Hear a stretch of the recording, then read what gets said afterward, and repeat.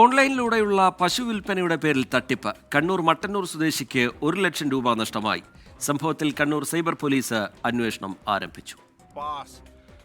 മട്ടന്നൂർ കുമ്മാനം സ്വദേശി റഫീഖ യൂട്യൂബിലൂടെയാണ് പശുവിനെ വിൽക്കാനുള്ള പരസ്യം കണ്ടത്.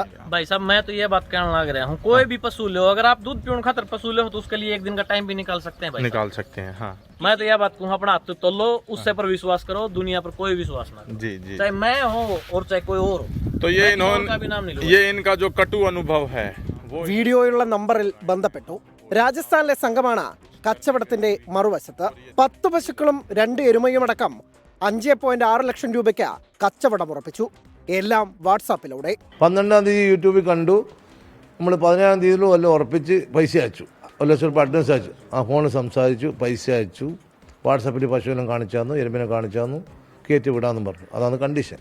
10 പശു 2 എരുമ 560. 1 ലക്ഷം രൂപയാണ് അഡ്വാൻസായി ആവശ്യപ്പെട്ടത്. ബിൽ അയച്ചു തന്നതോടെ റഫീഖ അഡ്വാൻസ് തുക നൽകി.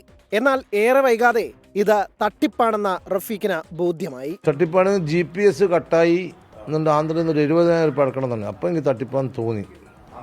ആ അപ്പം ഞാൻ പറഞ്ഞില്ല, പശു എനിക്ക് ഡെലിവറി തന്നാൽ മാത്രമേ പൈസ തരൂ. അതിനെപ്പറ്റി നിങ്ങളൊന്നും ചെയ്ത് നിങ്ങൾ എങ്ങനെയാലും സാധനം എടുത്തിച്ചു കൊടുത്തുള്ളൂ. എന്നാൽ കാശ് തരും, അല്ലെങ്കിൽ കാശ് തരില്ല. അതിന് ശേഷം അവർ നല്ല സൗണ്ടിൽ വർത്തമാനം പറഞ്ഞു. പിന്നെ വേറൊരു ഫോൺ അതേ യൂട്യൂബിൽ തന്നെ, യൂട്യൂബ് ഇങ്ങനെ മറിച്ച് ചെക്ക് ചെയ്യുമ്പോൾ അതേ യൂട്യൂബിൽ നമ്പർ വേറെ ആളതന്നെ. വേറെ ആളെ കൊണ്ട് ഞാൻ വിളിപ്പിച്ചേക്കുമ്പോൾ കൊച്ചിയിൽ നിന്നും പറഞ്ഞ് വിളിപ്പിച്ചു. അത് ഇത് നോക്കുമ്പോൾ ഇതേപോലെ സംഭവം, ആധാർ കാർഡ്, പാൻ കാർഡ്, ഇതന്നെ സെയിം. കണ്ണൂർ സൈബർ പോലീസ് അന്വേഷണം ആരംഭിച്ചിട്ടുണ്ട്. തട്ടിപ്പിന് പിന്നിൽ വൻ സംഘമാണുള്ളത്. 24 കണ്ണൂർ.